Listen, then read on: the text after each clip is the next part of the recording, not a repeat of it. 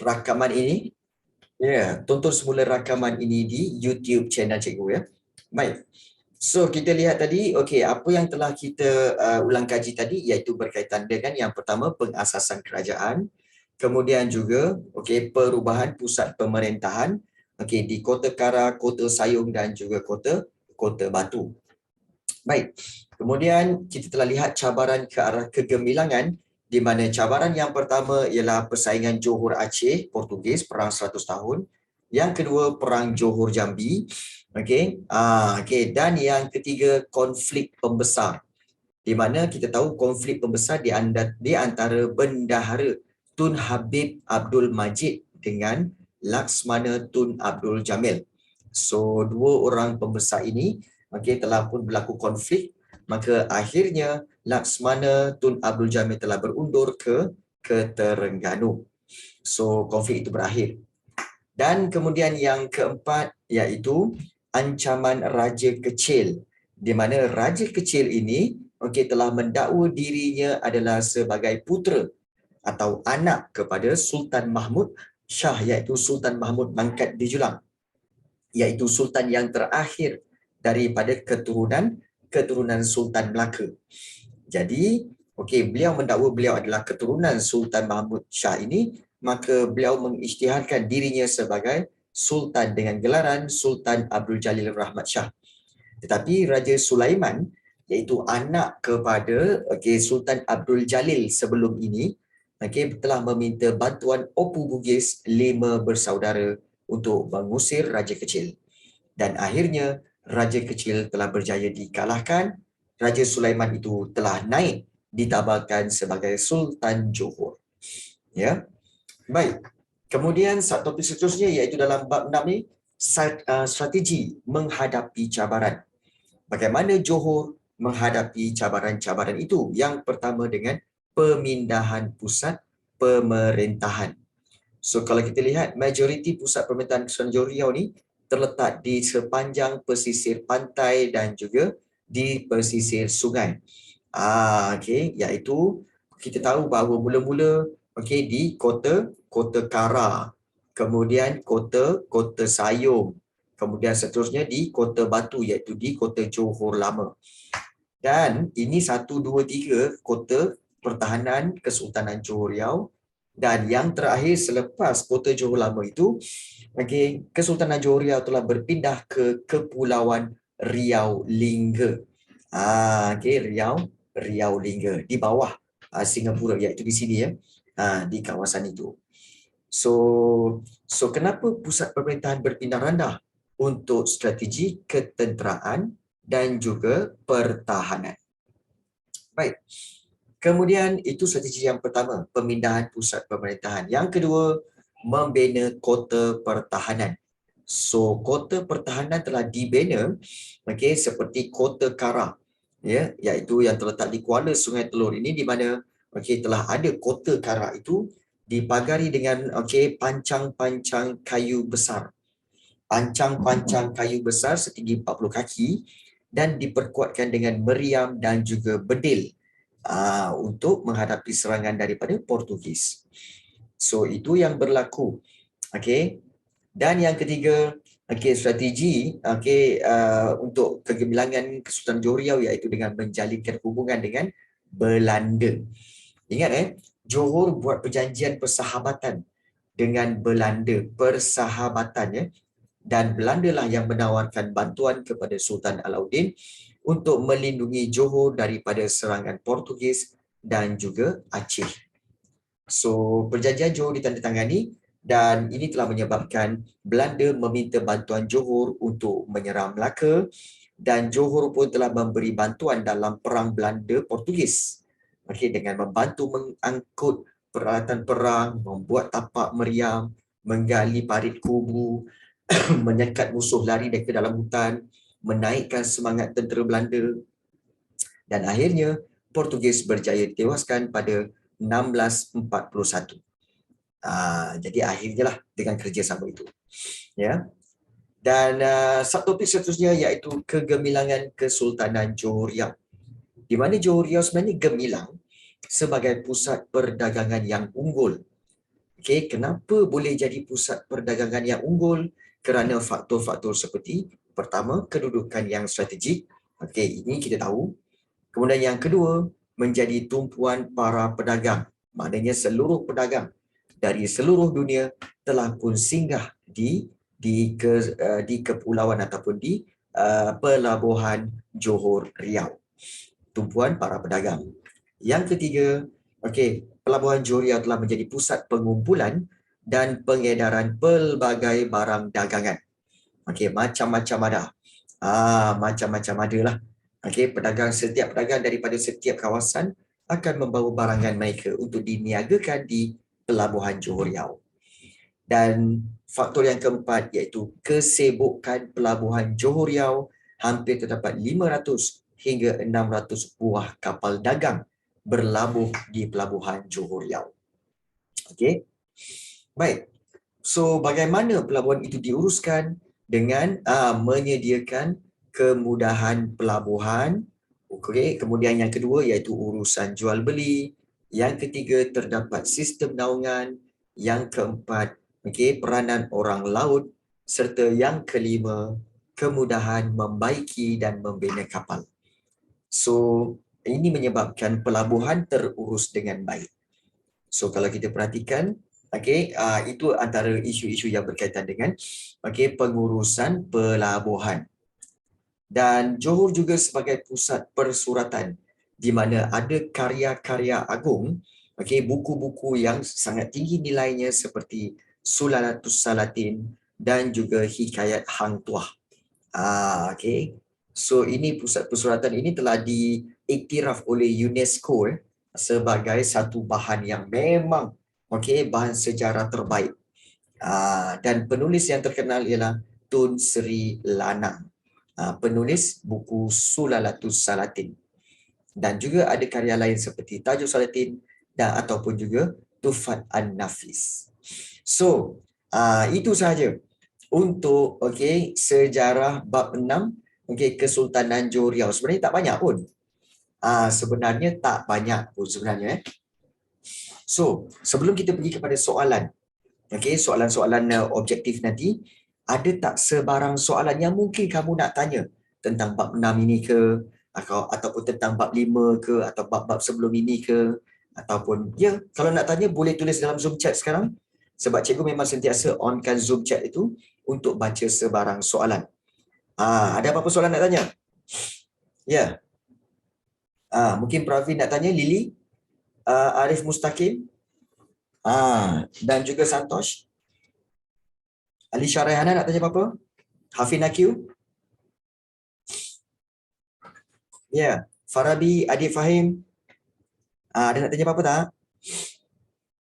Amar Kawi? Tak ada okey, baik. Krishna Jashvin. Ada nak tanya apa-apa Krishna? Tak ada.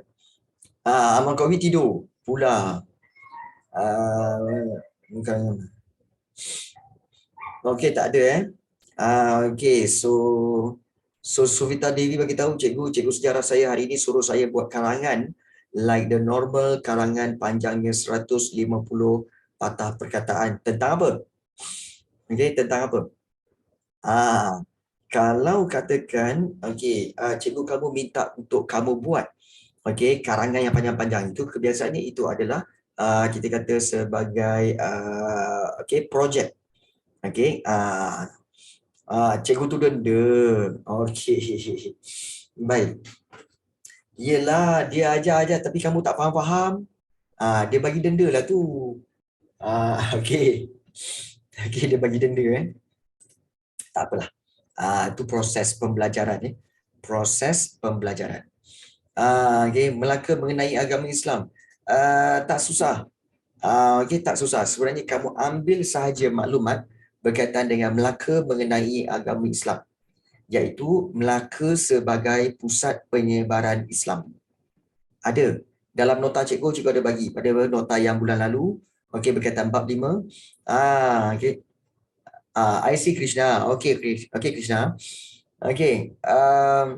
So kamu, Sufita, kamu ambil nota-nota ringkas bab yang kelima, Kesultanan Melayu Melaka, cari Melaka sebagai pusat penyebaran agama Islam.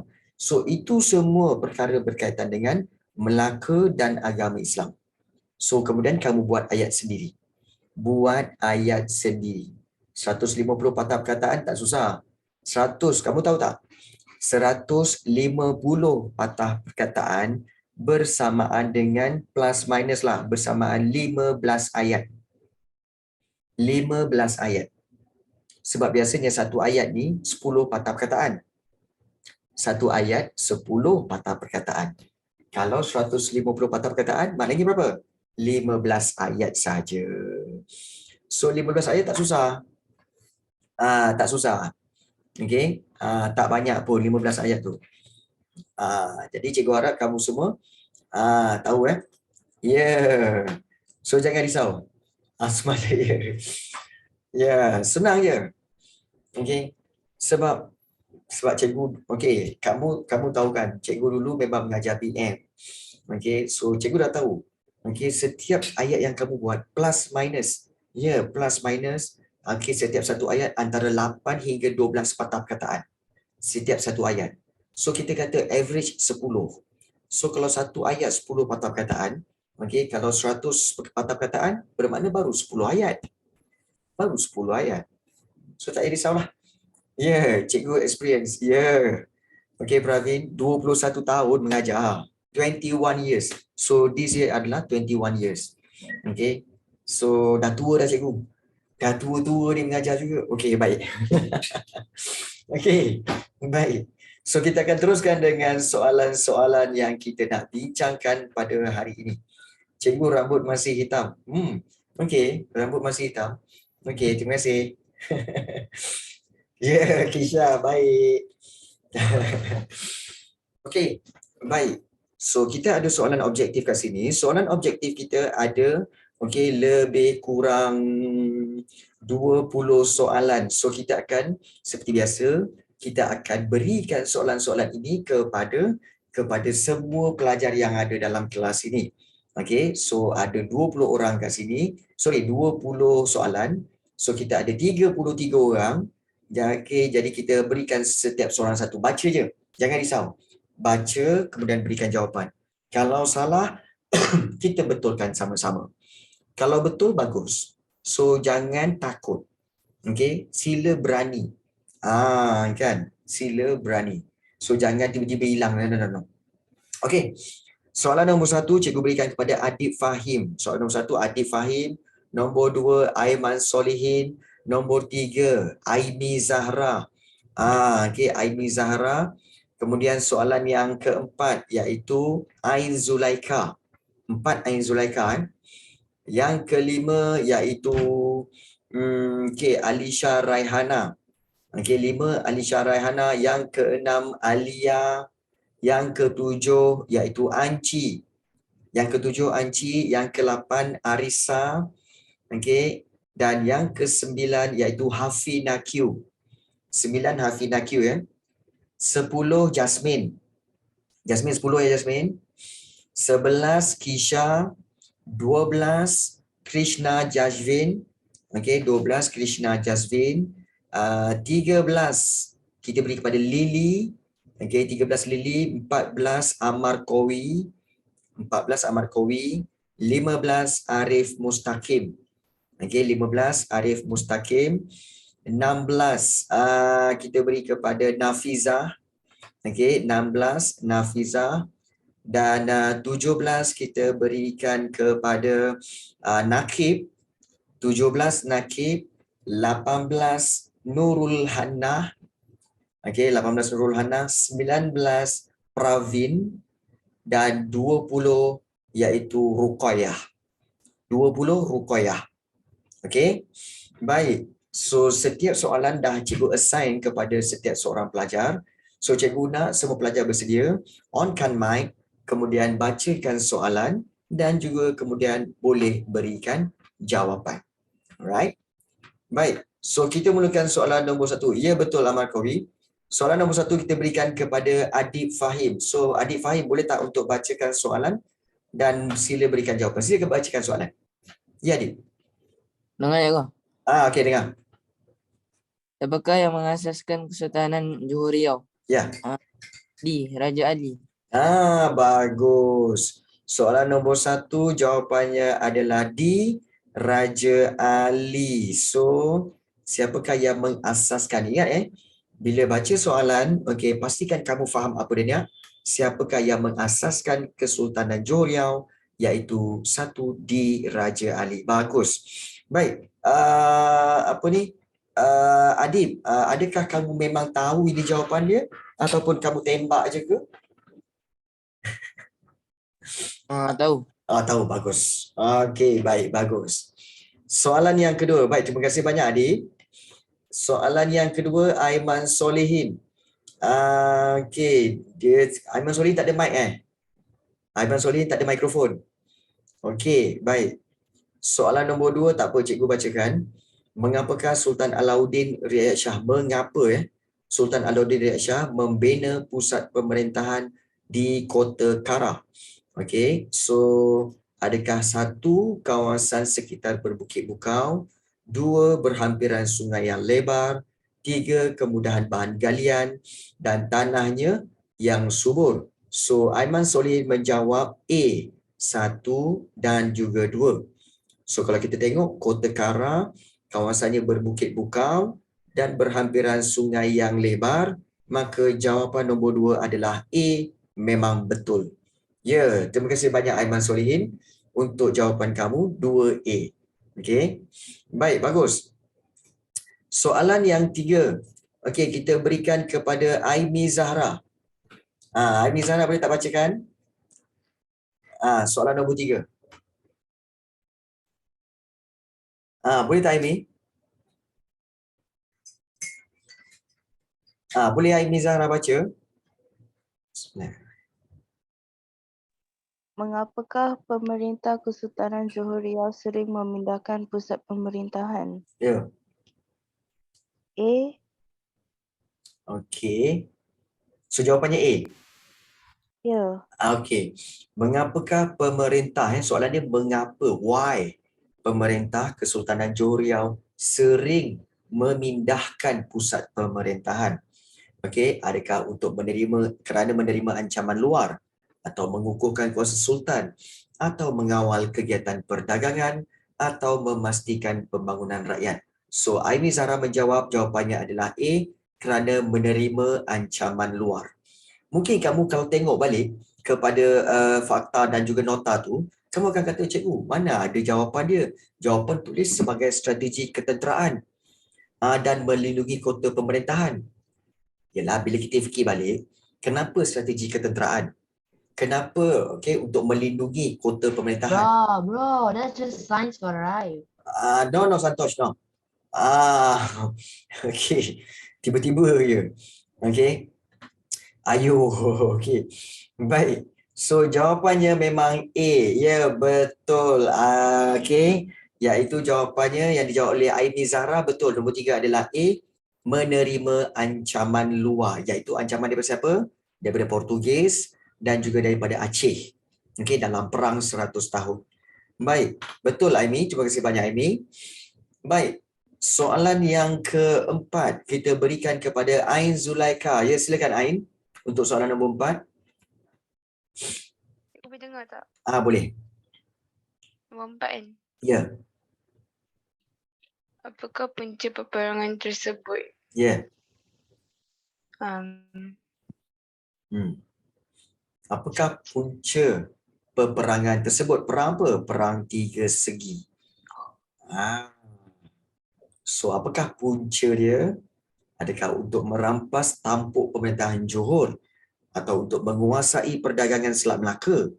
Atau untuk memecahkan monopoli perdagangan Portugis? Atau untuk menunjukkan kekuatan tentera masing-masing? Ya, jawapannya Ain. B.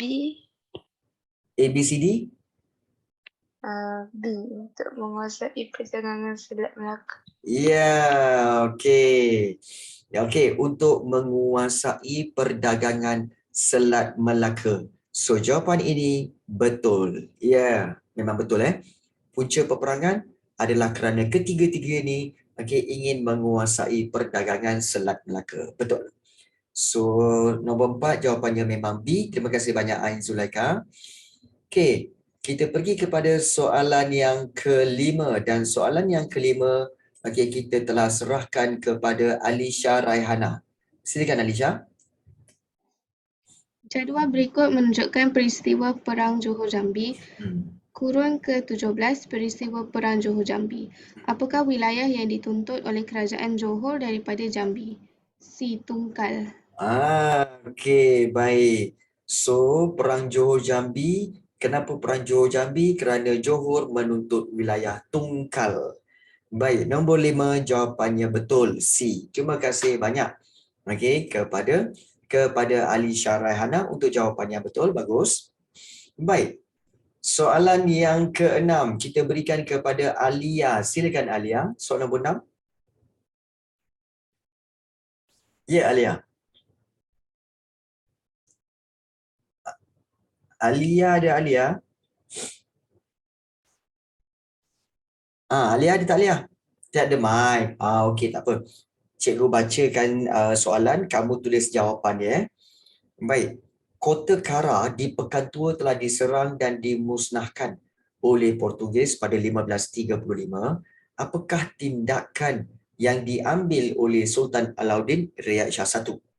Adakah meminta bantuan tentera, membina semula Kota Kara, menyerang balas Portugis di Melaka, atau membuka pusat pemerintahan di Kota Sayong? So Alia telah menjawab, jawapannya adalah D, iaitu membuka pusat pemerintahan di Kota Sayong. Ya, kita tahu mula-mula Kota Kara, kemudian Kota Sayong, kemudian Kota Batu. So nombor 6 jawapannya adalah D. Ya, memang betul Alia. Okey, so jawapannya memang D. So terima kasih banyak Alia untuk jawapan yang betul. Baik. Soalan yang ke-7. Okey, kita teruskan dengan Anci. Baik, Anci, boleh baca Anci soalan nombor 7? Boleh. Okey. Mengapakah Sultan Alauddin Riyad Shah I memindahkan pusat pemerintahan ke Kota Batu Johor Lama pada tahun 1540? A. Kedudukannya yang strategik. Okey. Kan? Anci, suara comel sangat. Okey. Mengapakah Sultan Alauddin Riyad Shah I memindahkan pusat pemerintahan ke Kota Batu? Okey, kerana A. Kedudukannya yang strategik. So jawapan Anci ini betul. Baik, bagus Anci. So soalan nombor 7 adalah A. Tahniah. Bagus. Para pelajar tingkatan 2 ni bagus Baik. Soalan seterusnya iaitu soalan nombor 8 kita berikan kepada Arisa. Ya, Arisa. Silakan Arisa, nombor 8. Perang tiga segi yang berlaku di antara Portugis, Johor dan Aceh juga dikenali sebagai Perang 100 Tahun. A. Ya, okey. Perang tiga segi yang berlaku antara Portugis, Johor dan Aceh juga dikenali sebagai Perang 100 Tahun. So nombor 8 adalah A. So terima kasih banyak kepada Arisa untuk memberikan jawapan yang betul. Dan kita berikan kepada soalan 9. Kita teruskan kepada Farabi. Ya, Farabi. Soalan nombor 9. Silakan Farabi untuk membaca soalan tu dan juga seterusnya memberikan jawapan. Silakan. Farabi ada Farabi? Farabi ada? Ayo. Tak ada. Farabi kita panggil Farabi 1. Farabi 2. Farabi 3. Kantoi. Tak ada dalam kelas. Okey. Okey, tak ada Farabi. Okey, bila Farabi tak ada, maka kita akan berikan soalan 9 kepada orang seterusnya. Kita berikan kepada Santosh. Santosh, boleh tak bacakan soalan nombor 9? Okey, silakan Santosh. Bagaimanakah Kesultanan Johoriah dapat menamatkan ancaman Jambi yang menggugat kedaulatannya? Ya. Adakah membuat pakatan dengan Belanda? Menjalankan pemerintahan yang cekap? Menyerang dan menewaskan kerajaan Jambi atau meminta bantuan daripada askar upahan Bugis? A. Pakatan dengan Belanda? Are you sure? Not sure. No. Okay, baik. So what is your second choice? Second C. Okay, second C. Okay, tapi kenapa? Why you choose A?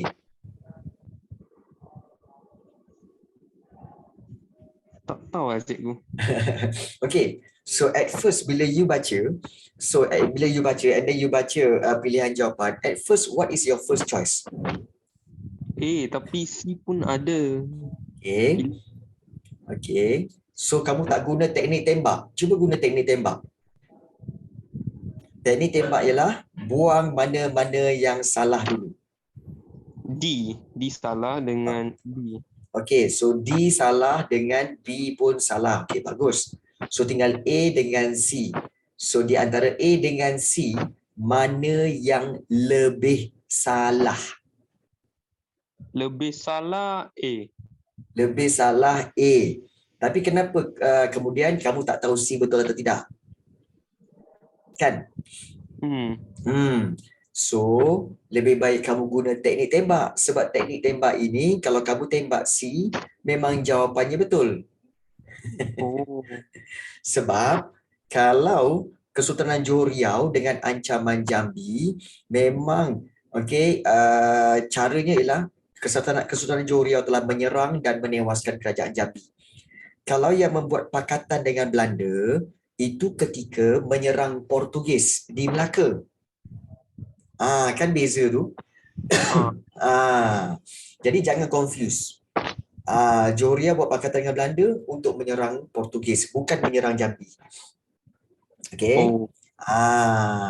Clear Santosh? Clear cikgu, clear. Alright, good. So nombor 9 adalah C. Good. Okay, Nakib tanya, please teacher, may I go to the toilet? Yalah, silakanlah. Okay, baik. Soalan yang ke-10 kita berikan kepada soalan seterusnya. 10 kita bagi pada Hafina Q. Silakan Hafina Q, nombor 10. Raja kecil menyerang Johor pada tahun 1718 kerana menuntut tahta kerajaan Johor. Bagaimanakah Sultan Sulaiman menampakkan ancaman tersebut? Ini senang je. Oh ya ke? Oh ya ke Jasmine? Alamak, cikgu silap lah ni. Oh, cik. Okey. Tak apa. Ya, Hafina Q dapat tak jawapan dia? Hafiz dapat tak? Tak dapat, cakap tak dapat, tak apa. Bagi tahu cikgu. Tak ingat. Okey, tak apa. Kalau macam tu, okey, ada seorang lagi iaitu Jasmine. Jasmine, boleh tak onkan mic dan bacakan soalan nombor 10? Okay. Jawapan saya D, meminta bantuan Opo Bugis 5 bersaudara. Okey, baik. So nombor 10, Raja Kecil menyerang Johor. Bagaimanakah Sultan Sulaiman menamatkan ancaman tersebut? So Jasmine kata jawapannya adalah D, meminta bantuan Opo Bugis 5 bersaudara. So jawapannya memang D. Cuma mungkin kamu confused. Okey, cikgu yang kita belajar tadi, okey, sebenarnya yang menamatkan ancaman tersebut ialah Raja Sulaiman. Okey, Raja Sulaiman, bukannya Sultan Sulaiman. Ya, betul. Tapi sebenarnya Raja Sulaiman dengan Sultan Sulaiman merujuk kepada orang yang sama. Means the same person. So korang jangan keliru. Sebab Raja Sulaiman selepas menamatkan ancaman tersebut, maka Raja Sulaiman telah naik menjadi Sultan, iaitu Sultan Sulaiman Badrul Alam Shah. Jadi maknanya orang yang sama. So, dia menggunakan teknik yang sama, iaitu meminta bantuan Opo Bugis 5 bersaudara. Terima kasih banyak Jasmine dan juga Hafina Q. Okay, untuk jawapan dan juga soalan yang dibacakan. Right. Soalan nombor 11. Kita teruskan dengan soalan nombor 11, Kisha. Kisha 11, Kisha. Cikgu. Ya, silakan Kisha.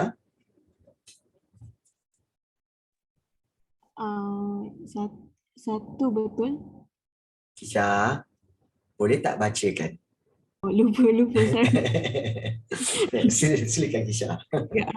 Apakah cara yang digunakan oleh kepimpinan Johor Riau untuk menghadapi cabaran menggugat kedaulatannya? Satu betul. Okey. 4 betul. Okey, satu betul memindahkan pusat pemerintahan dan keempat menjalinkan hubungan dengan Belanda. So nombor 11 jawapannya adalah B, 1 dan 4. Ya, ini betul. Terima kasih banyak Kisha. Okey. Dan bila sebut Kisha, cikgu teringat sebenarnya Kisha antara pelajar yang lama dengan cikgu daripada form 1 lagi. Dan juga cikgu masih ingat masa first dia masuk kelas cikgu, dia onkan kamera. So nampaklah rupa dia kan. Kisha orang Penang kan Kisha? Kisha orang Penang ya? Cikgu malu. Oh, okey, baik Kisha. Oops. Okey. Baik. Oh, okey JB. JB. Cikgu confuse kat situ lah antara bukan Penang. Ya betul. 12. Okey, kita teruskan kepada Krishna Jazlin. Boleh tak Krishna untuk bacakan soalan? Ya, cikgu. Ya, silakan Krishna. Maklumat berikut adalah kota pertahanan kerajaan Johor. Terletak di Kuala Sungai Telur. Pagar dibuat dengan pancang kayu besar setinggi 40 kaki, 12 meter. Diperkuatkan dengan bedil dan meriam. Ya. Maklumat berikut merujuk kepada Kota Kara, C. Ya, betul. Bagus Krishna Jazlin. Jawapannya adalah C, Kota Kara. Okey, good. Okey, bagus Krishna Jazlin. Dan kita berikan kepada soalan 13 yang seterusnya, iaitu kita serahkan kepada Lily. Ya, silakan Lily untuk soalan nombor 13. Mengapakah Sultan Alauddin Riayat Shah II 1597 hingga 1615 menjalinkan hubungan dengan Belanda, melindungi Johor daripada serangan Portugis dan Aceh? Okey, baik, bagus. Iaitu untuk C, melindungi Johor daripada serangan Portugis dan juga Aceh. Terima kasih banyak Lily. Okey, baik. Soalan yang ke-14 kita berikan kepada Ammar Qawi. Silakan Ammar Qawi, soalan nombor 14. Ammar, lama tak dengar suara kamu, Ammar. Bacakan. Oh, mic problem ke? Aduh, bacalah. Tak nak cikgu baca, kau baca. Baca. Oh, suka hati kau je nak suruh cikgu baca. Tangan kau karang. Baca sekarang. Senarai berikut merujuk kepada tugas satu golongan masyarakat Johor pada kurun ke-17. Menunjuk arah pengawal pelabuhan, pendayung kapal kerajaan. Golongan masyarakat manakah yang menjalankan tugas tersebut? B. Ya, okey. Penunjuk arah, pegawai pelabuhan dan juga pendayung kapal kerajaan. Ini adalah orang laut. Ya, betul. Okey, bagus Ammar Qawi. Okey, baik, bagus. Soalan yang ke-15, Arif Mustaqim. Silakan Arif Mustaqim, soalan nombor 15. Terdapat 500 dan 600 buah kapal dagang pelbagai bangsa berlabuh di pelabuhan Johor, terutamanya di pelabuhan Riau. Apakah faktor yang mendorong keadaan tersebut? 1. Kedudukan yang strategik. 2. Pusat pengumpulan dan pengedaran barangan. 3. Bantuan ketenteraan dari Belanda. 4. Perlindungan kuasa asing. Jawapannya A, 1 dan 2. Okey, baik, bagus Arif Mustaqim. Jawapan itu tepat, iaitu kedudukan yang strategik dan juga yang kedua pusat pengumpulan dan pengedaran barangan menyebabkan 500 hingga 600 buah kapal pelbagai bangsa telah pun tiba dan berlabuh di pelabuhan Johor. Okey, bagus. Baik, so jawapannya adalah A untuk soalan 15, iaitu 1 dan 2. Soalan 16 kita berikan seterusnya kepada Nafizah. Okey, boleh tak Nafizah untuk bacakan soalan ni dan berikan jawapan? Ya, Nafizah. Kerajaan Johor menjadi tumpuan pedagang luar. Pedagang Jawa membawa barang dagangan seperti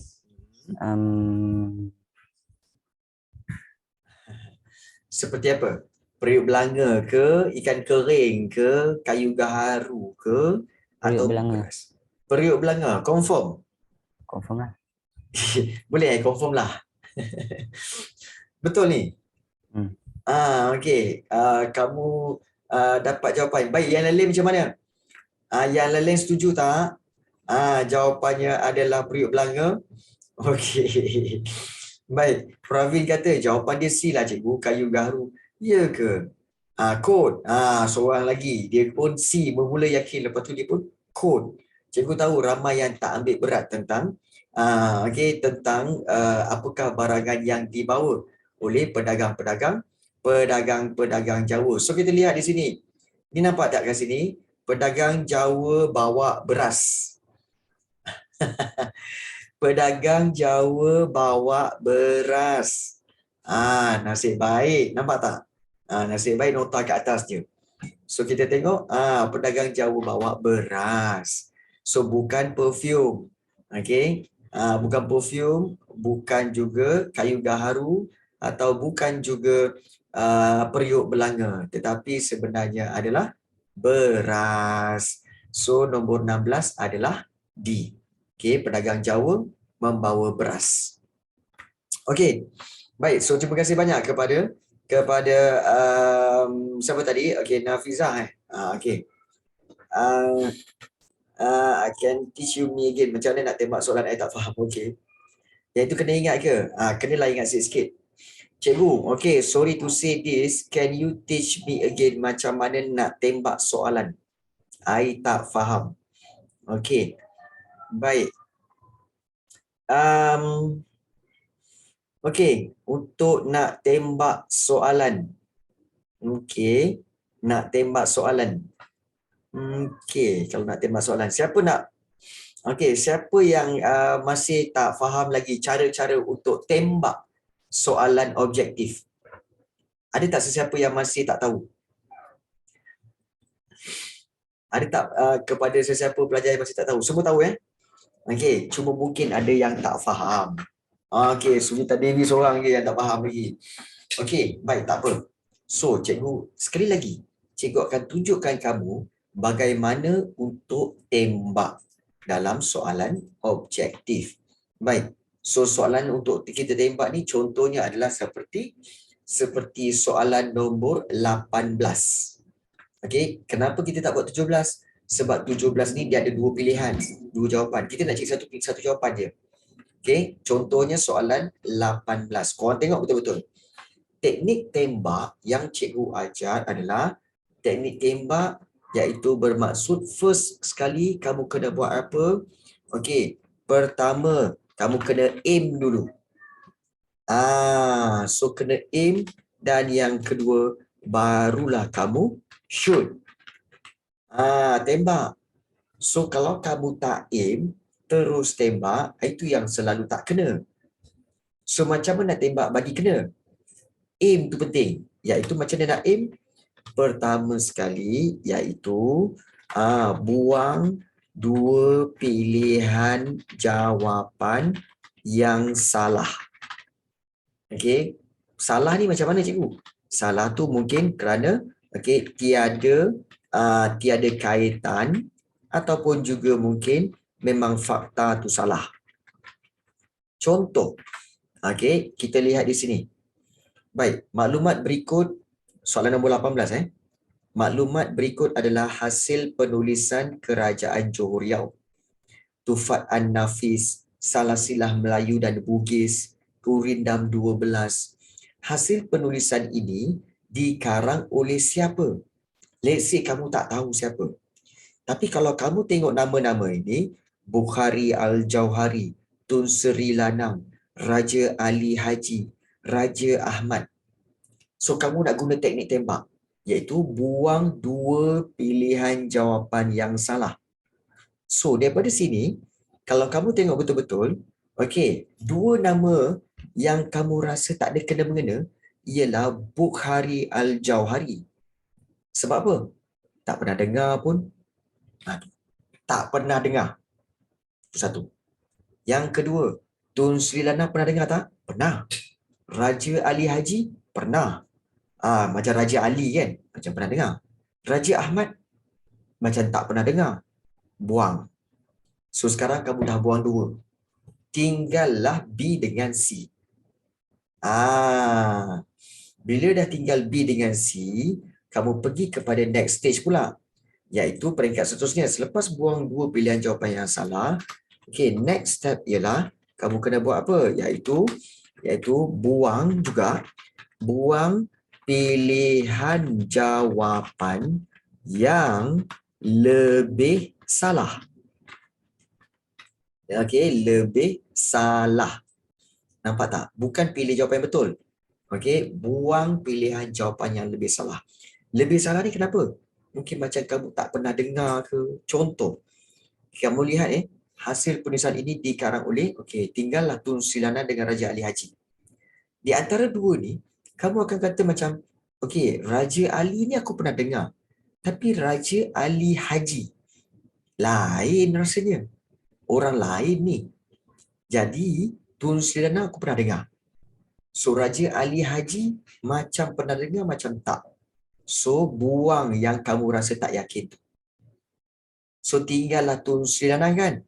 So, di situ, okey, kamu shoot. Maknanya, okey, next step iaitu shoot, iaitu pilih jawapan yang tinggal. So, yang tinggal yang mana? Iaitu B. Okey, iaitu B. Tun Sri Lana. So, inilah dia step by step bagaimana nak guna teknik tembak. Teknik tembak. Supaya apa? Supaya tembak kamu tu kena. Jadi, kamu kena kecilkan dia punya aim itu. Kalau kamu nak shoot, kamu kena kecilkan. Supaya tinggal itu je. Supaya dia lebih kena. Jadi, nombor 18 jawapannya adalah B. Betul atau salah jawapan tu B? Guys, 18B betul ke salah? Kita tembak ni. Yeah, okay. So, nombor 18 memang jawapannya adalah memang B. Nampak tak Suvita? Cara-cara bagaimana untuk tembak dengan lebih baik. Boleh faham? Boleh faham Yang lain-lain pun, okey, macam Krishna pun, kamu boleh faham. Oh, inilah dia teknik tembak yang lebih sistematik. Okey, lebih sistematik. Ya. Okey. Baik. So, itu contoh. Okey. Okey. Okey, baik. Cikgu maaf, tapi kalau saya tidak salah, Bukhari Al-Jauhari ni nama yang terkenal dengan nama yang apa? Terkenal dengan buku apa? So, tak kamu kenal tak? Kalau tak kenal, anggaplah itu sebagai jawapan yang salah. Okey, jawapan yang salah. Dan paling penting, cikgu tanya satu soalan je. Bukhari Al-Jauhari ni, kamu ada tengok tak nama ni dalam buku teks bab 6 Kesultanan Johor Riau? Ada ke tak ada? Tak. Tak ada. Macam nama Arab lah cikgu. Memang nama Arab pun. Kan? Jadi, bila tak ada nama ini dalam buku teks, yang kita pening-pening nak pilih ni kenapa? Tak payahlah pilih dia. Sebab dia tak ada dalam bab tu. Boleh faham? Sebab itu dia salah. Sebab tak ada kena-mengena dalam bab yang kita belajar sekarang. Itu cara dia. Kan? So, 18 jawapannya adalah B. Tun Sri Lanang. Itu bagaimana kamu memilih jawapan yang betul dengan cara tembak. Okay. Baik. So, kita pergi kepada soalan 17 semula. Dan soalan 17 kita okay, sama-sama. Okey. Baik, soalan 17 kita berikan sambungan dia oleh siapa ya tadi? Nakib Nakib, boleh Nakib? Soalan 17? Ya, silakan. Antara kapal pesisir pantai yang dihasilkan oleh orang laut ialah bubuk dan baluk. D. Okey. Iaitu bubuk dan baluk. D.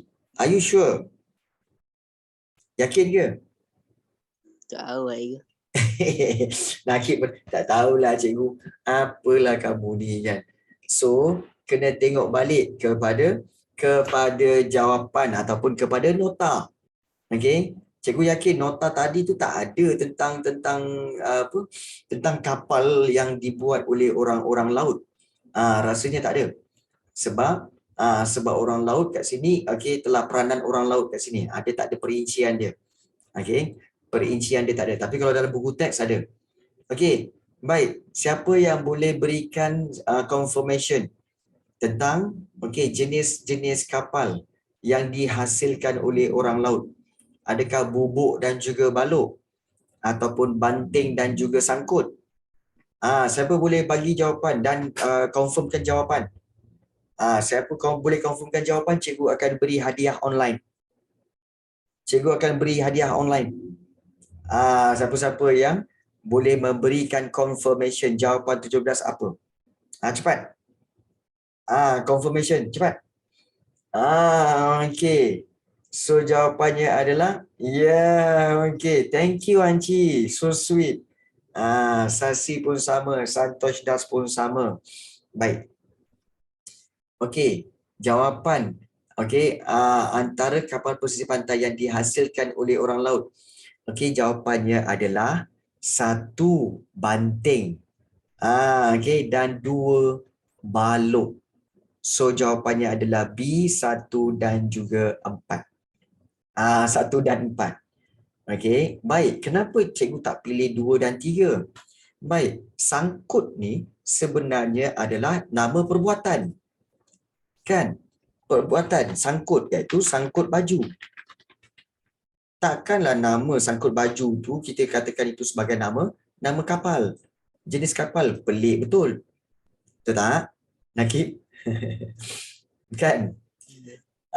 Dan yang kedua bubuk. Baik. Bubuk ni sebenarnya nama lama. Nama lama bagi anai-anai.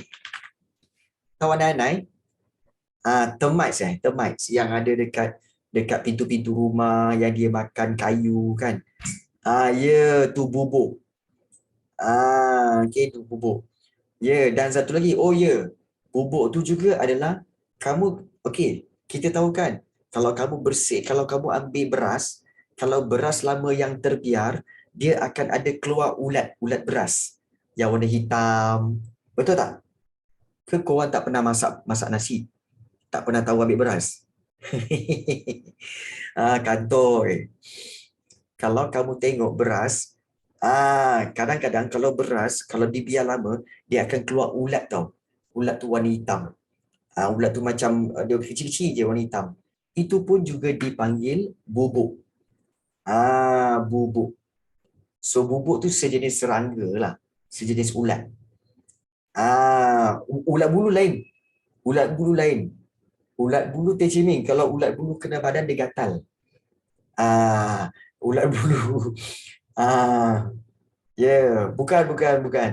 Tapi kalau beras dia biar lama, dia akan keluar dia punya ulat. Geli. Apa pula geli? Sovita, kamu kan makan nasi tiap-tiap hari. Ulat tu daripada mana? Ulat tu daripada bakteria. Bakteria yang memang ada dalam udara, kemudian bila dia berkumpul dalam beras, ketulan-ketulan beras tu, dia akan menyebabkan ulat. Dia jadi ulat. So, itu memang ada. Jadi, Teh Ciming, ulat bulu lain. Ulat bulu macam pelajar-pelajar lelaki, tingkatan 2 yang ada dalam kelas ni lah. Ulat bulu. Suka bagi pick up line pada kawan-kawan perempuan. Tu. Pelajar-pelajar lelaki pula. Itu dipanggil ulat bulu. Cikgu. Jangan. Jadi kita makan ulat beras ke? Tak. Hancur baru lagi. Tak. Selagi beras itu tetap beras, selagi beras itu tetap beras, tak bertukar dia punya ulat, so beras is beras.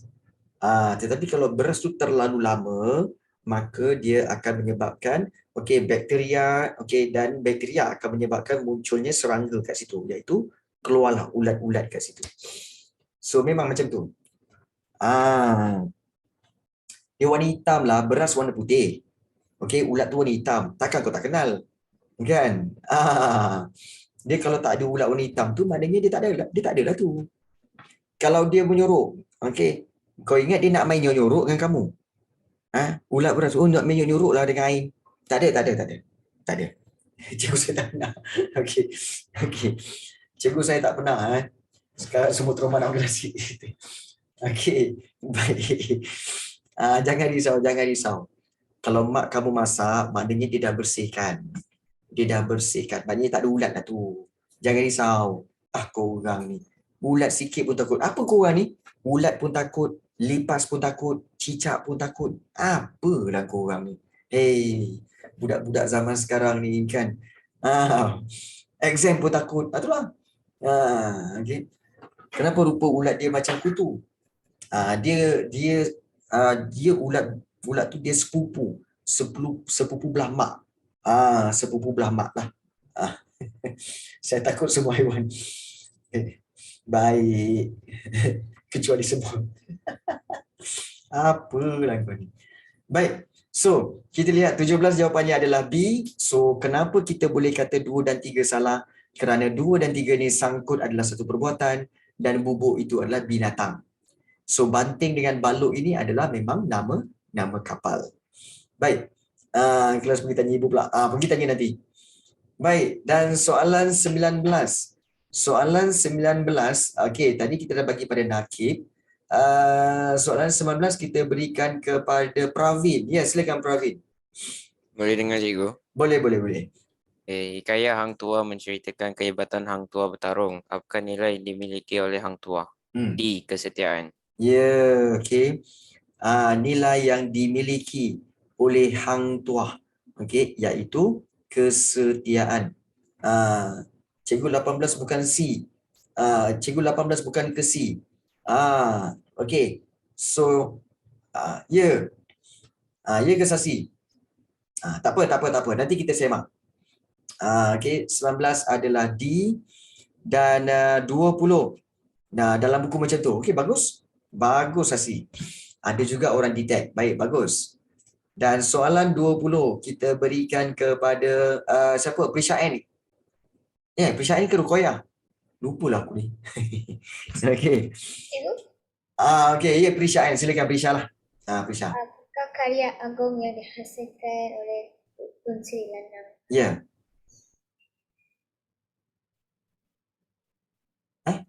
Faiz. Apa? Hikayat Tun Sri Lanang? Ya ke? Hikayat Tun Sri Lanang? Main hentam cikgu. Hentam je. Okey, baik. Karya agung yang dihasilkan oleh Tun Sri Lanang sebenarnya adalah Sulalatus Salatin. Sulalatus Salatin. So jawapannya adalah C. Baik. Baik, kalau kita lihat di sini, tadi Sasi ada memberitahu bahawa cikgu, sebenarnya jawapan bagi 18 bukannya B cikgu, tapi jawapan yang 18 sebenarnya adalah C, Raja Ali Haji. Dan dia kata dalam buku macam tu cikgu, iaitu buku-buku seperti Tufat An-Nafis, Salah Silah Melayu dan juga Gurindam 12. Raja Ali Haji. Dan cikgu pun yakin memang itu jawapan dia, iaitu Raja Ali Haji. Jadi kalau kita lihat Raja Ali Haji, dan kita lihat kepada nota yang sedia ada, tak tulis pula kat sini. Cuma kita tahu bahawa Tufat An-Nafis, Salah Silah Melayu, Bugis, Gurindam 12 ditulis orang yang lain selain daripada Tun Sri Lanang. Sebab Tun Sri Lanang menulis Sulalatus Salatin. Jadi Tufat An-Nafis, Salah Silah Melayu dan Bugis, Gurindam 12 ini ditulis oleh siapa? Oleh Raja Ali Haji. So itu yang ada dalam pernyataan dalam buku teks tu. So itu soalan 20, iaitu jawapannya adalah C. Soalan 18 jawapannya adalah C. Okey. Cikgu pun dah confuse dah kan. Ni bila mengajar dalam keadaan sesemua ni. Sebenarnya siapa diorang semua ni? Okey, baik. Diorang ni sebenarnya adalah nama-nama penulis. Okey, ni penulis buku, ni penulis buku, penulis buku, penulis buku. Penulis buku. Okey. Dan kalau kamu nak nama kamu diletakkan dalam buku sejarah apa semua, kamu kena tulis buku lah. Kena tulis buku. Baik. Tak apa. Okey. Di belakang ni, okey, seperti biasa, cikgu tinggalkan kamu dengan soalan-soalan, soalan struktur dan juga esei, di mana soalan-soalan ini, okey, contohnya soalan nombor 1, A, B, C, kemudian soalan 2 juga A, B, C, serta soalan 3 juga ada A, B, C beserta dengan, okey, skema jawapan. Skema jawapan juga telah diberi, okey, untuk latihan kamu supaya kamu boleh buat di rumah. Okey, namun begitu, okey, jangan risau bahawa sebenarnya